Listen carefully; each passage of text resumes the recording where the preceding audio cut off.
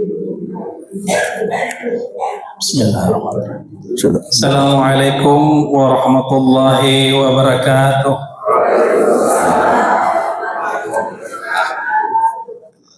Alhamdulillahi rabbil alamin. Assalatu wassalamu ala rasulillah Sayyidina Muhammadin wa ala alihi wa ashabihi ajma'in. Faqala Allah Ta'ala fil Qur'anil Karim, A'udzu billahi minasy syaithanir rajim. Bismillahirrahmanirrahim. Subhanalladzi asra bi'abdihi laylan minal masjidil haram ilal masjidil aqsa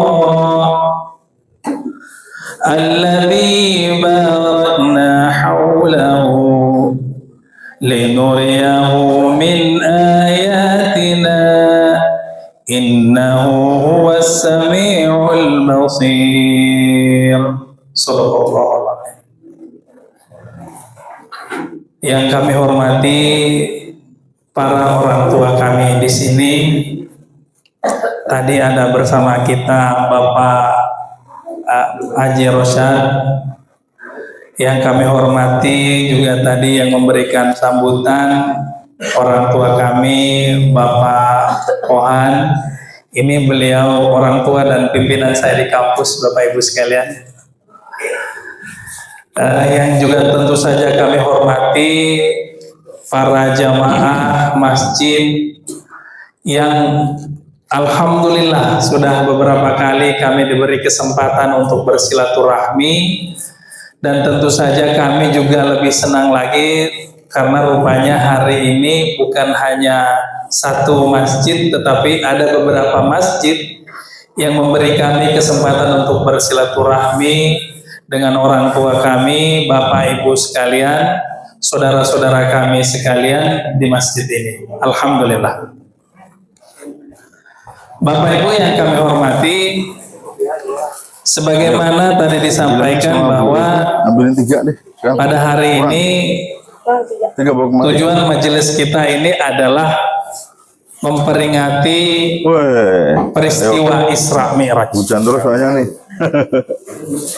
Sebagai sebuah peringatan Bapak Ibu sekalian, yang depan masih kurang tuh. Yang namanya peringatan memang pasti selalu sifatnya sesuatu yang diulang.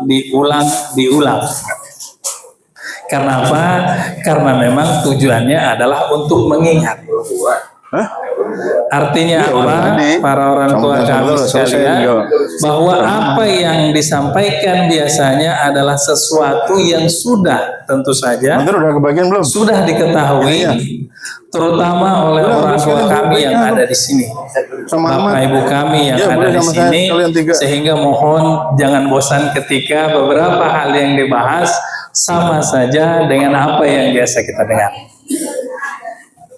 Tetapi insya Allah Bapak Ibu jamaah sekalian, ada beberapa hal yang mungkin selama ini kita kurang perhatikan, padahal sebenarnya kita ketahui yang akan menjadi pembahasan kita pada subuh hari ini. Termasuk diantaranya yakni membahas tema besar mengenai menuju salat khusyuk.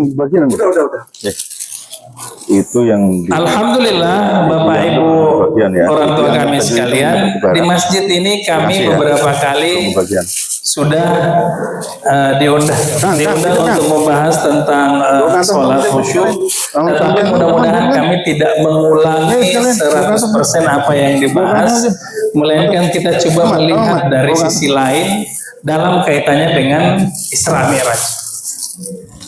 Itu kalau aja. kayak kelihatan ya. Nah, Kira-kira bisa nggak kita ini sedikit ya? hah? Ya, kita tengahin. Iya. Ya, ya nggak apa-apa Amir. Udah, bisa, sini, Biar Pak. kelihatan. Hah? Ya. Ya, Nggak nyala mic-nya. ya. Oh enggak. Gimana sih? Aduh. Kan tadi udah jadi. Emang nggak keluar gambarnya? Fokusnya itu punya padi, fokusnya mesti kan rusak katanya. Loh. Itu punya padi itu fokusnya. Nah, ini lebih enak kalau kita bisa lihat bareng. Mbak. Bentar.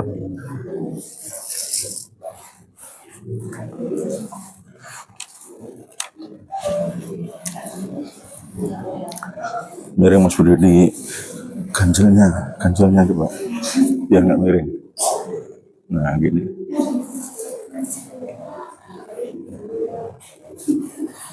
Udah, apa-apa. Gedein dikit bisa. Baik. Gedein. Bapak Ibu sekalian, sambil melanjutkan tema yang kita bahas hari ini terkait Isra Mi'raj dari segi hubungannya dengan ibadah sholat. Nggak nyampe.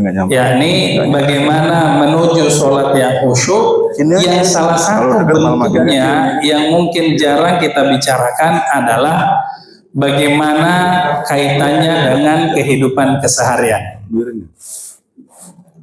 Ada pertanyaan sebenarnya yang menarik yang selama ini mungkin kita kurang aware, kita kurang ngeh. Kita selama ini Bapak Ibu sekalian, orang tuaku, mengetahui bahwa peristiwa Isra Mi'raj itu adalah peristiwa di mana Rasulullah dijalankan dari Masjidil Haram ke Masjidil Aqsa, lalu kemudian naik ke atas Sidratul Muntaha. Luar biasa. Tujuannya apa Ibu sekalian? Menerima sholat. Pertanyaannya adalah, apakah sebelum peristiwa itu tidak ada sholat? Ini yang mungkin kita tanyakan. Hah? Kan kemarin. Karena kalau sudah ada, terus ngapain ke atas? Toh sudah ada. Kemarin Ruya Syariah itu datang nggak? Ruya itu. Apakah memang pada waktu itu belum ada sholat? Kalau ini kan Pertanyaan pertama. Iya. Kemudian yang kedua, kalau memang sudah ada, untuk apa ya udah Rasulullah sekalian ke atas? Katanya kalian menerima perintah kan. sholat. Jadi satu sekalian. Nah, inilah yang beberapa hal diantaranya kita mau bahas sebelumnya.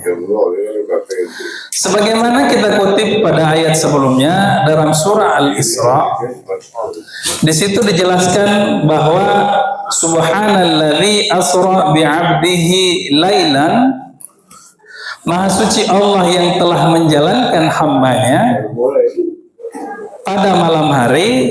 Dari mana Bapak Ibu sekalian? Minal Masjidil Haram ilal Masjidil Aqsa. Masjid itu tempat apa sih? Subuh agak terangan. Tempat sholat. Lumayan. Berarti sudah ada sholat. Buktinya apa? Sudah ada tempat yang disebut masjid. Masjid ini kan tempat sujud. Sujud ini yang dimaksud adalah gerakan yang menjadi bagian dari gerakan sholat. Itu gambaran yang pertama. Bahwa ayat tersebut mengatakan ada masjid, bahkan perjalanan Rasulullah SAW dari Masjidil Haram ke Masjidil Aqsa. Apalagi yang kita bisa jadikan kira-kira gambaran? Setiap jelang sholat biasanya di beberapa masjid memutar tarhim, Bapak Ibu orang tuaku sekalian. Di dalam tarhim biasa kita dengar as-salatu wassalamu alaihi. Ya. Nah, di dalam tarhim itu sebenarnya ada penggalan peristiwa yang menggambarkan peristiwa Isra Mi'raj. Jadi peringatan Isra Mi'raj sebenarnya itu diadakan setiap hari, diputar, didengarkan oleh kita. Di sini diantaranya yang kita ambil, ya man asra bikal muhaiminu laylan, wahai sosok yang diperjalankan di malam hari oleh Zat yang Maha Melindungi. Nilta ma nilta wal anamu niyam, engkau memperoleh apa yang engkau peroleh sementara manusia lain sedang tidur. Nah, perhatikan. Wa taqaddamta lis-salati fa shalla, engkau maju untuk memimpin salat, maka ia pun salat. Kullu man fis samai wa antal imam, seluruh penghuni langit bermakmum dan engkaulah imamnya. Peristiwa apa yang digambarkan di sini, Bapak Ibu orang tua sekalian, adalah peristiwa ketika Rasulullah sudah sampai di Baitul Maqdis. Di situ kemudian beliau mengimami sholat yang jamaahnya antara lain adalah para nabi, ya betul. Kemudian malaikat. Artinya apa? Sebelum peristiwa Isra Mi'raj, sholat itu sudah ada. Sehingga yang tersisa pertanyaan bagi kita adalah, kalau memang sholat sudah ada, ngapain naik? Apalagi indikasi lainnya yang menunjukkan adanya sholat bahkan sebelum Rasulullah naik. Kalau memang sholat ternyata sudah ada sebelum Rasulullah naik, berarti kira-kira sejak kapan sholat itu ada? Bapak Ibu orang tuaku sekalian, saudara-saudaraku sekalian, sebenarnya bahkan di Nusantara pun ada fakta menarik terkait hal ini. Kita tahu bahwa ada beberapa teori yang menceritakan masuknya Islam di Indonesia. Pertanyaannya, kenapa kok khususnya di Pulau Jawa itu baru sukses terutama di masanya Wali Songo? Memang apa yang membedakan antara Wali Songo dengan strategi dakwah yang sebelumnya? Padahal sama-sama Islam ini, Bu. Sama-sama Islam, Bapak sekalian. Nah, kondisi ketika itu kita umumnya tahu bahwa sebelum masuknya Islam di Indonesia, yang mendominasi di wilayah Nusantara, terutama di Pulau Jawa, itu adalah agama Hindu dan agama Buddha. Kita umumnya tahu begitu. Tetapi sebenarnya bukan hanya agama itu, justru agama Hindu dan Buddha itu tidak lebih besar dari satu agama lokal, kearifan lokal yang disebut sebagai agama Kapitayan. Dulu yang menganut agama Hindu dan Buddha itu adalah para bangsawan, Bapak Ibu sekalian.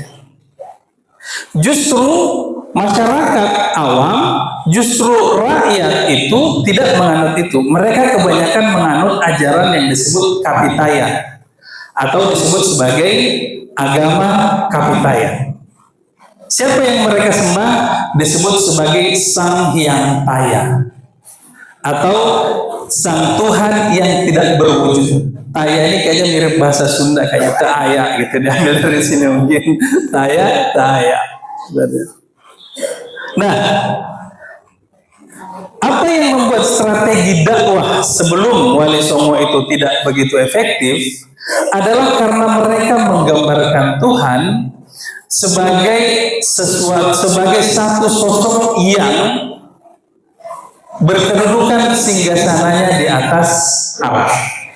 Ini tidak salah. Memang itu yang diajarkan Islam. Tetapi sebagai sebuah strategi, rupanya ini tidak efektif. Kenapa? Karena orang-orang Kapitayan itu menolak menggambarkan Tuhan. Mereka tidak menerima Tuhan yang bisa digambarkan. Karena bagi mereka, tak berwujud ini bukan berarti tidak ada ya. Maksudnya tidak bisa digambarkan. Makanya mereka kalau menyembah itu terutama ke gua, simbolnya karena gua itu adalah sesuatu yang kosong. Tapi apa menariknya, Bapak Ibu sekalian, orang tuaku, para wali ketika itu melihat ada sesuatu yang unik justru dalam ibadah mereka. Gerakan-gerakan ibadah mereka itu ada beberapa gerakan, setidaknya ada 5. Yang pertama disebut sebagai tulajek. Gerakan tulajek itu apa? Tu itu berdiri, lajek itu tegak lurus. Jadi berdiri tegak lurus dengan mengangkat kedua tangan ke atas. Gimana bentuknya? Rupanya bentuknya begini. Ini gerakan ibadahnya orang Kapitayan.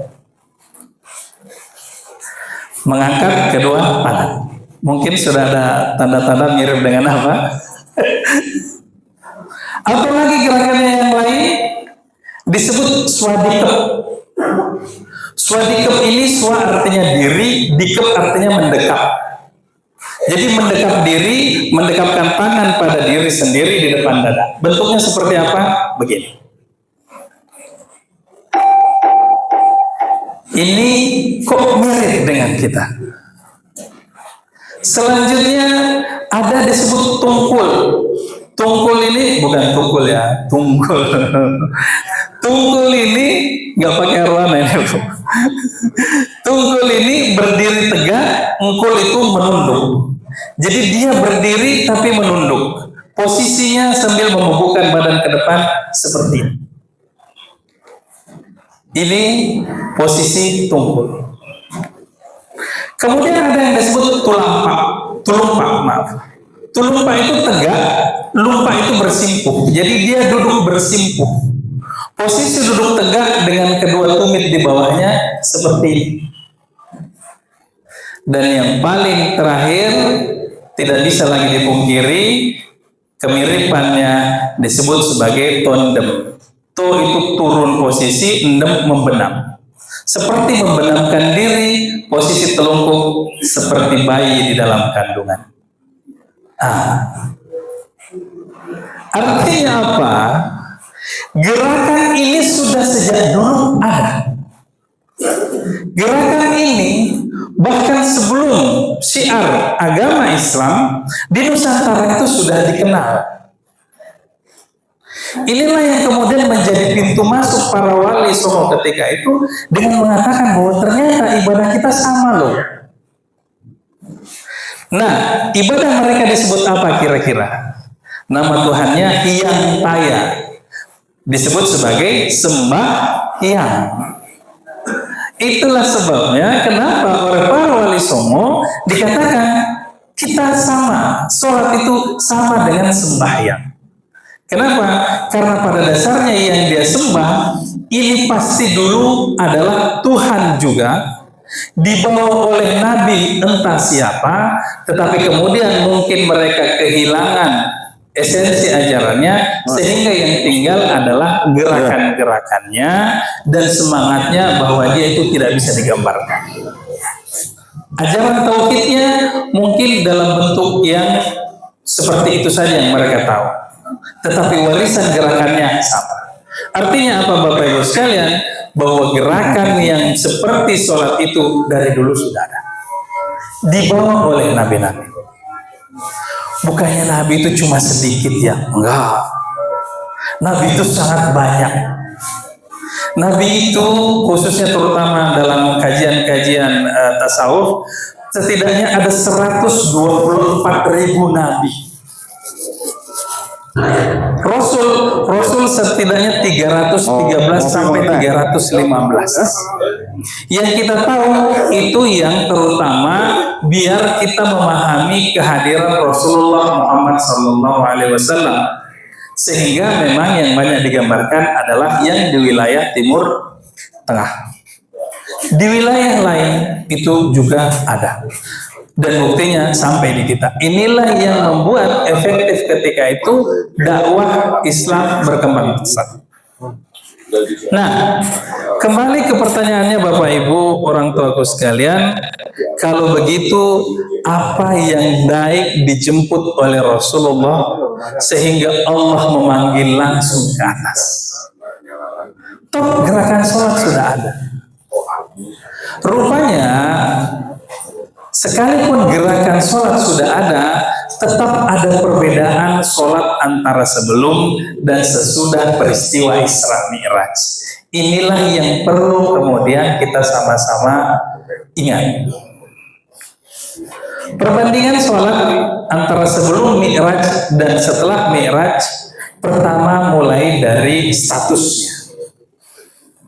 Sebelum Mi'raj, Rasulullah, para sahabat terutama yang dekat dengan Rasulullah itu sudah melaksanakan sholat, tetapi itu tidak ada kewajiban pada waktu itu. Statusnya itu hanya semacam sunnah. Tujuannya hanya taqarrub ilallah. Tujuannya mendekatkan diri kepada Allah. Beda ceritanya ketika Rasulullah sudah menghadap Allah Subhanahu wa taala, dia menjadi sesuatu yang wajib.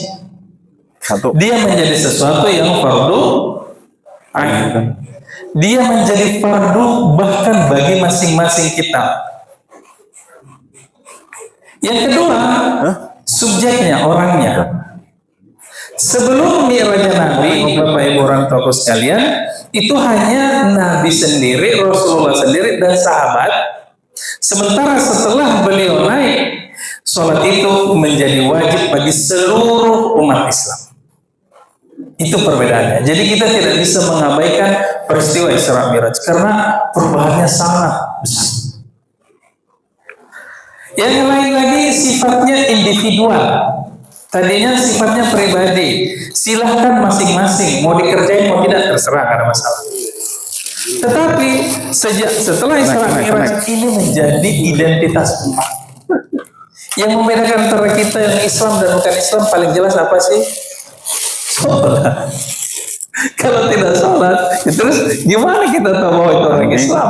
Kecuali KTP, itu pun Islam. Ini barusan berangkat nih, si pagi, Kemayoran ya. Kalau kita mau jadikan ukuran lain, coba apa misalnya? Kita mau jadikan haji, tidak semua orang memiliki kemampuan haji. Kita mau jadikan ukuran puasa, itu tidak semua juga orang kuat puasa. Bahkan agama lain juga melakukan puasa. Kalau kita melakukan zakat, itu jadikan standar. Tidak semua orang memiliki kemampuan zakat. Sehingga yang tersisa bagi kita terutama adalah sholat. Kalau itu saja tidak bisa dilakukan, terus bagaimana kita bisa tahu ini seorang muslim atau bukan? ya. Selanjutnya apa? Kiblatnya. Sebelum peristiwa Isra Mi'raj, sholat yang dilakukan masing-masing tetap kiblatnya ke Baitul Maqdis. Tetapi setelah diterima perintah sholat, terjadi peralihan dari Baitul Maqdis menuju Ka'bah Baitullah. Kenapa? Karena peristiwanya itu, Ibu sekalian, Rasulullah pada waktu masih di Mekah, kalau dia mau beribadah itu masih mudah saja, sebab posisi beliau ini Mekah, ini Ka'bah, misalnya di sana Baitul Masjid Palestina, beliau mengambil sisi di bawah sehingga lurus tembus ke sana. Tetapi setelah pindah ke Madinah, Madinah tidak bisa lagi. Kalau dia menghadap ke Mekah berarti dia membelakangi Baitul Maqdis. Kalau dia menghadap Baitul Maqdis dia membelakangi Mekah, kiblat yang dalam hal ini Ka'bah. Itulah awal cerita kenapa kemudian pada waktu sholat ada lalu kemudian Rasulullah 2 rakaat menghadap Baitul Maqdis, kemudian 2 rakaatnya pindah ke pembinaan Ka'bah. Inilah yang kemudian menjadi peristiwa awal berpindahnya kiblat. Kenapa? Karena posisinya tidak bisa lagi seperti sebelumnya. Lamaran, dia bisa langsung dua-duanya lurus pada waktu di Makkah bisa, tapi di Madinah tidak bisa. Dia langsung bikin lamaran. Disitulah muncul kemudian Masjid Qiblatain. Maksudnya bukan dari siapa. Selanjutnya apalagi? Sebelum Mi'raj, Bapak Ibu sekalian, orang tuaku, sholat itu 2 kali. Waktu itu dalam beberapa riwayat paling banyak itu pagi sore. Pagi sore, jadi mirip kayak makan gitu ya, makan pagi sore. Nah, kemudian di peristiwa Isra Mi'raj inilah kemudian kita baru dapat perintah untuk melaksanakan sebanyak 5 kali. Kata Saya tidak banyak mengulang lagi peristiwanya ya, izin ya Bapak Ibu sekalian. di bawah UMR. Karena kita itu banyak yang ngalurin di saya bilang. Mengenai waktunya, pas banget kok. Sebelum Mi'raj, sholat belum berlaku waktunya. Tidak ada batasan jelas sebelum dan sesudahnya, awal dan akhirnya. Setelah Mi'raj ini sudah jelas. Kemudian jumlah rakaatnya itu sebelumnya cuma 2 rakaat. Lalu setelah Mi'raj 2 sampai 4 rakaat. Tergantung sholatnya apa. Ada 2, ada 3, ada 4. Dan yang terakhir mengenai pahalanya, sebelum Mi'raj tidak ditetapkan, tapi di sini setelah Mi'raj senilai dengan 50 kali sholat. Karena awalnya memang yang mau diberikan kewajiban adalah 50 kali. Nah, inilah Bapak Ibu sekalian perbandingan yang menunjukkan bahwa ketika Rasulullah melakukan Isra Mi'raj bukan sesuatu yang sia-sia. Beliau bukan hanya menerima sholat, tetapi menerima perintah. Jadi penekanannya, perintah sholat. Ketentuannya, inilah ketentuannya ini. Ketentuannya yang di kolom-kolom yang ada di setelah Mi'raj ini. Ini yang membedakan dengan yang sebelumnya. Nah, lalu bagaimana kaitannya dengan tujuan kita untuk melaksanakan sholat yang khusyuk? Ada beberapa pendekatan untuk melakukan sholat khusyuk Bapak Ibu sekalian. Beberapa melalui pemahaman akan bacaan, pemahaman akan gerakan, makna hakiki dibalik semua peristiwa-peristiwa terkait sholat. Sebelumnya sudah kami bahas di masjid ini. Kita coba membahas dari sudut pandang yang lain, yakni bagaimana kehusyuan diperoleh dengan mendirikan sholat. Dalam Al-Quran dikatakan, Innani anallah, sesungguhnya aku adalah Allah, la ilaha illa ana, tidak ada Tuhan selain aku, fa'budni, sembahlah aku. Kemudian di belakangnya, wa aqimis sholata li dzikri, dan dirikanlah sholat untuk mengingatku. Nah, ada pendekatan satu, selama ini kita tahu bahwa aqimis sholat ini hanya bermakna mendirikan sholat dengan senantiasa melaksanakan. Ini umum kita tahu. Kenapa? Kita yakin itu diambil dari kata koma, berdiri. Maksudnya dirikan. Rupanya ada tafsir yang lain, ada pemaknaan yang lain. Apa itu? Diambil dari kata qawwama, meluruskan. Sehingga maksud di sini mendirikan adalah menyempurnakan terus-menerus. Menyempurnakan terus-menerus. Sholat kita hari ini, Masya Allah tadi luar biasa. Nikmat betul kita sholat, imam kita luar biasa bacaannya. Bagaimana caranya kualitas sholat yang kita rasakan tadi itu bisa kita lakukan nanti sholat itu lebih baik daripada yang tadi kita rasakan. Lebih baik, lebih baik, lebih baik. Itu yang diharapkan dengan mendirikan sholat itu. Tetapi selama ini bukan buruk ya, itu sudah sangat bagus. Kita membayangkan bahwa mendirikan sholat hanya pada waktu sholat. Kita membayangkan mendirikan sholat hanya dengan menunggu waktu sholat lagi. Bahwa rutin melaksanakan di waktunya. Itu tidak salah. Tetapi ada penyempurnaan kalau mau bagus lagi, yakni apa? Terapkan sholat itu di dalam keseharian. Bapak Ibu, orang tuaku sekalian, saudara-saudaraku sekalian, Kita selama ini kadang ikut pelatihan, training, motivation, kemudian self-improvement, meningkatkan kualitas diri dan yang lain-lain, itu bagus. Tapi rupanya gerakan-gerakan sholat juga bisa digunakan untuk itu. Jadi gerakan-gerakan sholat itu punya pemaknaan yang baik di dalam sholatnya maupun di luar sholatnya. Di dalam dan di luar inilah yang sepintas kita mau bahas. Mudah-mudahan saya tidak terlalu banyak mengambil waktu. Salah satu bentuk untuk kita khusyuk menjalankan sholat, kalaupun memang tidak paham bacaannya, maka paham situasinya. Pertama, pada waktu kita berdiri. Waktu kita berdiri sebenarnya ini adalah simbol sadar posisi. Bahwa kita ini sedang berada di hadapan Allah, berhadapan langsung. Apa buktinya? Dalam Al-Quran, pada waktu kita sholat, kita membaca Fatihah, kita baca apa? Iyyaka na'budu wa iyyaka nasta'in. Kepadamu. Yang namanya kamu kan berarti di hadapan kita. Makanya saya juga pernah ceritakan di sini, ada izinkan saya sedikit menceritakan.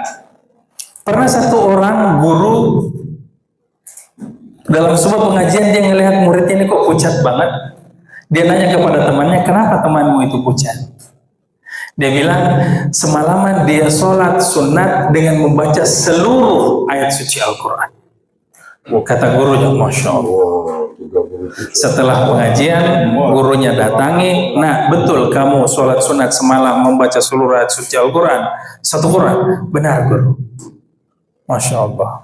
Malam ini tolong ulangi lagi, baca lagi, tetapi kali ini bayangkan ada guru di depanmu melihat kamu sholat. Besok laporan. Pada waktu besok laporan, dia tinggal membaca setengah Quran. Loh, kenapa kurang? Kata dia, guru, saya membayangkan ada guru sehingga saya khawatir bacaan saya salah. Saya lebih berhati-hati. Oh gitu. Malam ini ulangi lagi, bayangkan di hadapanmu adalah sahabat Nabi. Terserah sahabat yang mana. Besok laporan, tinggal seperempat Quran. Kok kurang lagi? Sama alasannya. Malam ini bayangkan di hadapanmu adalah Rasulullah. Ingat, Rasulullah paham betul Al-Quran. Besok laporan, tinggal satu juz. Malam ini bayangkan di hadapanmu adalah malaikat Jibril. Besok laporan, tinggal setengah juz. Kata dia, nah ini terakhir. Malam ini bayangkan di hadapanmu pada waktu kamu sholat adalah Allah sendiri. Masya Allah. Besok apa yang terjadi Bapak Ibu sekalian? Seharian anak ini tidak datang. Subuh, duhur, asar, maghrib, isya tidak hadir. Tidak bersalat berjamaah, tidak di majelis. Paniklah gurunya, cari nanya ke temannya, rupanya anak ini sakit keras. Datang gurunya, pada waktu dibesuk menangis dia. Dia katakan, ya Allah guru, semoga Allah menyayangimu. Kenapa anak? Bagaimana tugas sunnahmu? Kata dia, saya tidak sanggup selesaikan. Kenapa? Karena jangankan Quran, bahkan Fatihah tidak selesai. Masya Allah.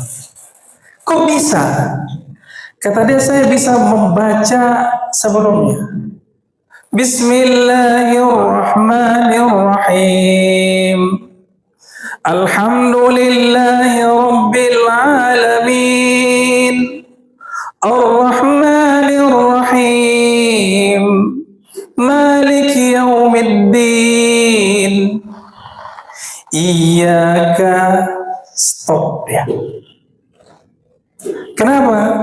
Di situ dia menyadari bahwa apa yang diajarkan gurunya ternyata selama ini dia tidak sadari. Guru, apa yang guru perintahkan kepada saya itu bukan membayangkan, tapi ternyata memang benar-benar di hadapan saya itu adalah Allah. Hanya kita saja yang terhijab sehingga tidak bisa menyaksikan itu. Lanjutannya apa? Na'budu, kami menyembah, kami beribadah. Di situ kenapa dikatakan digunakan kami? Padahal sholatnya misalnya sendiri, kan sendiri tetap iya karena na'budu kita katakan. Karena rupanya dia menyadari bahwa saya yang sholat ini bukan hanya mewakili mulut saya, tetapi juga mata saya dengan ibadahnya, telinga saya dengan ibadahnya, tangan kaki saya dan ibadahnya, belum lagi pikiran dan hati saya dengan ibadahnya. Sementara pada waktu itu saya lakukan pikiran kemana-mana, telinga mendengarkan yang lain, mata jelalatan dan yang lain-lain. Berarti saya sudah bohong. Yang saya bohongi ini adalah Allah dan Allahnya di depan saya. Bagaimana saya bisa lanjut? Ibu bapak bisa bayangkan dia sampai dalam kondisi sesadar. Akhirnya setiap saya ulangi tidak bisa, terhenti di iyyaka na'budu. 3 hari kemudian anak ini meninggal dunia dalam kondisi tidak bisa melanjutkan sholatnya. Itu diceritakan dalam Futuhat Makkiyah Ibnu Arab. Gurunya yang juga merasakan kedalaman itu juga akhirnya 3 hari kemudian meninggal dunia. Nah, pada waktu kita berdiri ini adalah kondisi sadar posisi bahwa kita di hadapan Allah. Enggak main-main, di hadapan Allah langsung. Maka apa yang kita katakan, niatkan pada waktu itu dalam hati, ya Rabb, hamba izin menghadap. Kenapa? Karena nanti kita sudah dipanggil, kita datang menghadap. Dalam keseharian, kehidupan ini juga sebenarnya punya makna. Inilah yang saya mau katakan bahwa bisa kita bawa dalam keseharian, yakni tentang orientasi hidup. Orang yang sadar posisi ini adalah modal awal untuk menentukan arahnya. Fokus arahnya, dia bisa tahu untuk apa hidup ini, mau kemana hidup ini, apa saja yang baik dan benar untuk hidup. Menarik kutipan Buya Hamka, dia katakan, kalau hidup sebatas hidup, babi di hutan juga hidup. Kalau kerja sebatas kerja, kera juga kerja. Lah kita ini kan manusia, apa iya hanya sebatas kerja dan hidup? Tentu ada orientasi yang kita harapkan. Pada waktu takbiratul ihram, Bapak Ibu sekalian, maknanya sebenarnya adalah menyerah. Kita kalau tiba-tiba ditodong pisau, bagaimana tangan kita? Menyerah, angkat tangan. Ini gerakan natural. Simbolnya melepaskan diri dari segala dimensi duniawi, memasuki dimensi kebersamaan dengan Allah. Dikatakan di sini, ya Rabb, hamba menyerah. Di sini apa gambarannya? Bahwa kita beralih dari satu dimensi ke dimensi yang lain, satu pilihan ke pilihan yang lain. Ini mengajarkan kita tentang skala prioritas. Bahwa setelah kita sudah memutuskan orientasi hidup kita, tentukan mana yang prioritas, mana yang bukan prioritas. Dari bersedekap kita belajar apa? Sedekap ini mirip gerakan apa ini, Bapak Ibu sekalian? Di mana Bapak Ibu biasa lihat ini? Pada waktu orang meninggal. Ini adalah posisi pasrah sempurna. Ini seperti jenazah yang menerima perlakuan apapun padanya. Jadi kalau sudah seperti ini, udah jangan macam-macam. Ceritanya terserah Tuhan, mau diapain? Saya tidak bisa apa-apa. Itu bentuk kepasrahan. Bagaimana Ustaz? Ada orang yang tangannya tidak bersedekap turun ke bawah. Ya jenazah juga begitu. Yang masalah kalau dia begini, ini tidak ada memang gerakan jenazah yang di ini. Nah, ya Rabb, hamba pasrah. Kesehariannya ini, kehidupan kita ini adalah tentang pengendalian diri. Ya, ini tidak reaktif pada setiap situasi, fokus untuk mengatur respon. Kemudian dalam ruku apa yang kita pelajari, Bapak Ibu sekalian, ini adalah bentuk tunduk. Setelah menyerah, setelah pasrah, ada orang yang menyerah pasrah tetapi terpaksa. Kenapa? Karena dia kondisi sudah ditodong senjata. Muslim tidak, dia kemudian tunduk. Inilah kerelaan dia yang pertama, yang membedakan, menunjukkan bahwa saya hamba, engkau Tuhan. Apa bentuknya? Bahwa orang yang bisa mengakui kekurangan diri dan kelebihan orang lain ini membawa kita pada nilai untuk hidup bersama.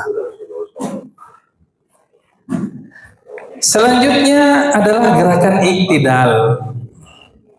Gerakan iktidal ini setelah kita rukuk, kita naik sejenak. Apa maknanya ibu sekalian? Ini adalah bentuk syukur karena kita diberi kesempatan oleh Allah untuk bangkit bangun. Jadi bukan rukuk langsung jatuh, bangun sebentar. Maka di sini bentuknya perasaan yang kita bawa adalah hamba berterima kasih ya Rabb. Ini bentuknya adalah teguh pendirian kalau dalam kehidupan kita. Bagaimana orang yang jatuh berkali-kali bangkit, jatuh puluhan kali bangkit ratusan kali. Selanjutnya sujud. Dalam sujud apa yang kita maknai? Diri ini benar-benar hina. Kenapa? Puncak kehinaan itu sujud. Dari seluruh pose kita, berdiri, duduk, rebahan, tidak ada yang lebih hina dari sujud. Kenapa? Orang tidur saja pantat sama kepala masih sejajar, tapi kalau sujud pantat lebih tinggi dari kepala. Wajah sampai di lantai, wajah sampai di bawah. Ini posisi menghinakan diri betul-betul. Tapi justru di situ kedekatan kita dengan Allah, puncaknya di situ. Kemudian dalam kehidupan ini adalah gambaran untuk sadar diri. Dalam posisi duduk, Bapak Ibu sekalian, ini adalah momen jeda sejenak bangun dari sujud untuk kembali sujud lagi. Ini momen kebersamaan dengan Tuhan, memohon pada Tuhan. Makanya di sini kita berdoa, Rabbi firli warhamni wajburni dan seterusnya.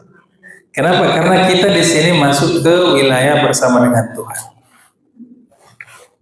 Apa bentuknya? Jeda sejenak untuk mengevaluasi diri. Ini kaitannya dengan kehidupan kita. Terakhir, satu lagi, tasyahud. Ini bentuk penyaksian kita. Disinilah kita menyaksikan peristiwa Isra Mi'raj yang digambarkan at-tahiyyatul mubarakatus salawatut thayyibatu lillah. Itu yang disampaikan Rasulullah pada waktu menghadap kepada Allah. Segala penghormatan, kemudian keberkahan, salam keselamatan, kemudian kebaikan, segalanya milik Allah. Lalu Allah membalas, Assalamualaikum ya ayuhan nabi warahmatullahi wabarakatuh. Keselamatan atasmu wahai nabi, begitu juga keberkahan dan rahmat. Lalu Rasulullah kemudian menjawab, tidak hanya untuk dirinya Bapak Ibu sekalian. Assalamualaikum wa ala ibadillahi salihin. Semoga keselamatan untuk kami dan seluruh hamba-hamba yang soleh. Di situ Rasulullah yang dirahmati oleh Allah langsung tidak hanya untuk menyebut dirinya, dia menyebutkan hamba-hamba yang soleh, umat-umatnya. Melihat peristiwa agung itulah para malaikat kemudian begitu kagumnya dan bersyahadat, asyhadu alla ilaha illallah wa asyhadu anna muhammadar rasulullah. Inilah puncak Mi'raj. Inilah kenapa dikatakan as-salatu mi'rajul mu'minin. Salat adalah mi'rajnya mukmin. Karena kita mereka ulang peristiwa itu di tasyahud itu. Kemudian ini sebagai simbol interaksi sosial karena di situ tadi ada menggambarkan hubungan dengan para hamba Allah yang soleh dengan Rasulullah serta gambaran komunikasi Allah dan Rasulnya. Terakhir ini adalah salam. Salam ini adalah pengalaman kembali ke dunia membawa rahmat. Kenapa? Karena pada waktu kita tadi sholat dimulai dengan takbiratul ihram, Bapak Ibu sekalian, itu kita putus dengan dunia. Kenapa disebut ihram? Karena dia mengharamkan segala urusan dunia. Kalau sudah Allahu Akbar, nggak boleh ngobrol, nggak boleh boleh WA, nggak boleh ngapa-ngapain, gitu kan? Ngegosip, minum, makan, nggak ada. Kenapa? Karena putus urusan dunia. Nah, sebaliknya apa? Pada waktu salam, ini kita kembali ke dunia. Biasanya orang nyebut salam kapan? Pada waktu ketemu, baru ketemu. Assalamualaikum, baru ketemu. Waalaikumsalam. Gak mungkin kita udah ngobrol 5 menit, 10 menit baru kita bilang Assalamualaikum Pak Haji. Gak ada. Salam ini karena kita baru kembali ke dunia itu. Nah, kembalinya kita apa Bapak Ibu orang tua sekalian? Dengan membawa apa yang kita lalui tadi. Kebersamaan kita kepada Allah, apa yang kita saksikan turun ke masyarakat membawa keberkahan. Terutama apa? Salam keselamatan yang menjadi dialog Allah dan Rasulnya tadi. Inilah kemudian dalam kehidupan kita sebut sebagai kontribusi sosial. Apa ajaran kepada kita? Khairun nas anfa'uhum linnas. Manusia yang terbaik adalah manusia yang bermanfaat bagi orang lain. Demikian pengantar dari kami. Mohon maaf kalau kepanjangan. Billahi taufiq wal hidayah. Wassalamualaikum warahmatullahi wabarakatuh.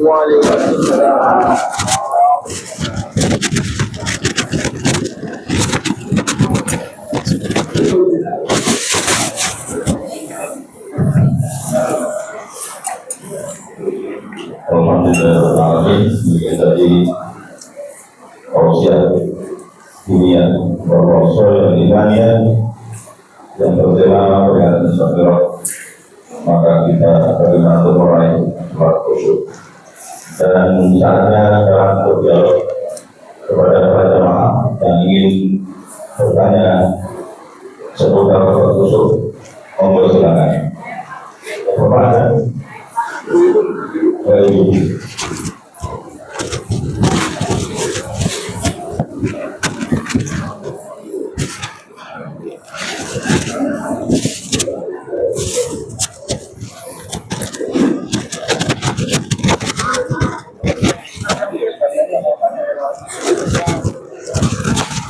Assalamualaikum warahmatullahi wabarakatuh. Waalaikumsalam warahmatullahi wabarakatuh. Maaf Pak, saya ingin bertanya mengenai sholat. Yang saya tahu waktu saya di Makassar itu itu tahunnya 50 kali sholat itu ya, 50 rakaat.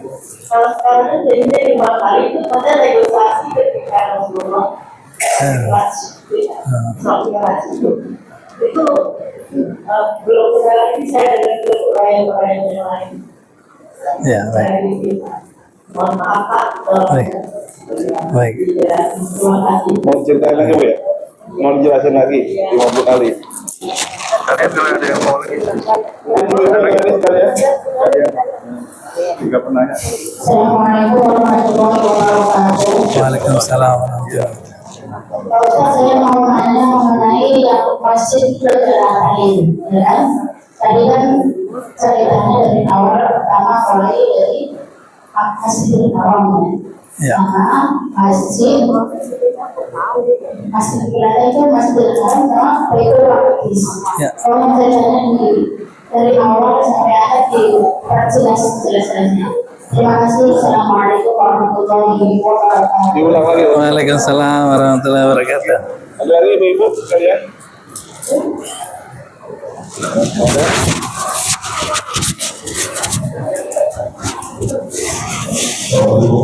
Oh iya, siap. Baik, terima kasih banyak Ibu. Pertama mengenai perintah sholat. Dalam riwayat bahwa pada waktu Rasulullah melakukan Mi'raj, di setiap perjalanan itu beliau bertemu dengan beberapa nabi. Salah satu di antaranya adalah Nabi Musa alaihissalam. Nah, Nabi Musa ini unik, ibu-ibu sekalian, karena Nabi Musa ini adalah nabi yang memang dibilang paling cerdas dari segi kecerdasan. Tapi sisi lain dia juga suka protes. Pernah sebelumnya saya cerita backgroundnya Nabi Musa. Pernah sebelumnya Nabi Musa ditanya oleh umatnya, kata dia, Musa, ya Musa, kira-kira di masa ini ada nggak orang yang lebih hebat dari kamu? Nabi Musa berpikir-pikir, saya ini dari segi kecerdasan yang urusan duniawi, saya jelas lebih cerdas dari yang lain. Kenapa? Karena dia ini anak raja. Jangan lupa, dia bukan anak kandung Fir'aun, tapi dia tumbuh besar di istana. Tentu saja kualitas pendidikannya adalah kualitas terbaik. Yang kedua, katanya makanan itu mempengaruhi kecerdasan. Makanan yang dikonsumsi oleh Nabi Musa sejak kecil adalah makanan-makanan terbaik, makanan sehat. Sehingga tidak butuh MBG untuk Nabi Musa. Apalagi yang masih nggak main, yang masih di istana Firaun. Sehingga dari segi itu dia sudah membayangkan bahwa saya paling cerdas urusan dunia. Yang kedua, dia itu nabi. Nabi tentu saja dia punya bocoran-bocoran informasi akhirat, bocoran-bocoran pengetahuan yang tidak duniawi lebih tinggi daripada yang lain. Maka dengan bangganya dia mengatakan, kayaknya di masa ini tidak ada yang lebih hebat dari saya. Itulah kenapa kemudian Allah menegurnya bahwa ada yang lebih hebat dari kamu, ketemulah kamu, kemudian muncullah cerita pertemuan Nabi Musa dan Nabi Khidir. Itulah awal ceritanya. Nah, Nabi-Nabi Bani Israel memang dikenal sebagai bangsa yang kritis cara berpikirnya. Ketika Rasulullah mendapatkan perintah, pertama kali Rasulullah melewati Nabi Musa, menangis Nabi Musa. Karena dia katakan bahwa orang ini junior saya. Kalau secara fisik ya, dia ini lebih muda dari saya, tetapi umatnya jauh lebih banyak masuk surga dibandingkan umat saya. Itu yang pertama. Kemudian pada waktu Rasulullah pertama kali menerima perintah sholat, dikasihlah 50 kali sholat. Pada waktu mau turun, lewatin Nabi Ibrahim, lewatin nabi-nabi yang lain, lewat-lewat aja. Tapi Musa tidak. Musa hanya ngobrol dulu. Ya Muhammad, apa perintahmu? Ya perintah sholat. Berapa kali? 50 kali sehari semalam. Waduh, berat bro. Katanya, gak mungkin ente. Saya saja, umat saya secara fisik lebih kuat dari umatmu. Tidak sanggup. Kata dia, minta kebijaksanaan dari Allah, kurang. Dia kemudian Rasulullah naik, Allah kurangi 5. Dari 50 menjadi 45. Turun lagi. Berapa? 45. Udah tawar lagi. Naik lagi dikasih 40. Begitu seterusnya dari 50, 45, 40, 35, 30, 25, 20, 15, 10, 5. Itu berarti kurang lebih 9 kali. 9 kali 5 ya, 45. Pada waktu turun apalagi kata Musa, dia katakan 5 pun berat. Tapi Rasulullah berpikir ini barang dikurangi 55. Kalau saya minta lagi, nggak ada dong kita dia. No, nggak ada sholat. Berarti saya kan kurang ajar kalau seperti itu. Maka bagi dia perintah yang 5 ini sudah cukup, sanggup tidak sanggup sebagai umat kerjakan. Inilah cerita 5. Tetapi Allah dengan begitu pemurahnya, maka sekalipun 5 dia senilai dengan 50 kali. Makanya itu tadi yang kita gambarkan perbandingan sholat sebelum Mi'raj dan sesudah Mi'raj. Itu gambarannya menjadi 5 sama dengan 50 kali. Itu yang pertama Ibu. Mudah-mudahan ini. Siap, baik. Yang kedua tadi perjalanan dari Masjidil Haram ke Masjidil Aqsa. Oh, tentang kiblatain. Baik, baik. Nah, kalau kita perhatikan, Ibu, ini persoalan perbedaan pindahnya kiblat dari Masjidil Aqsa ke dari Baitul Maqdis ke Ka'bah Baitullah.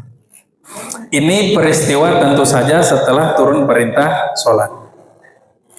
Kalau kita lihat peta dunia, semenanjung Arab, ini Arab ke bawah, posisi Palestina itu di atas. Posisi di bawah ini adalah Arab Saudi, tetapi di sini posisinya Madinah.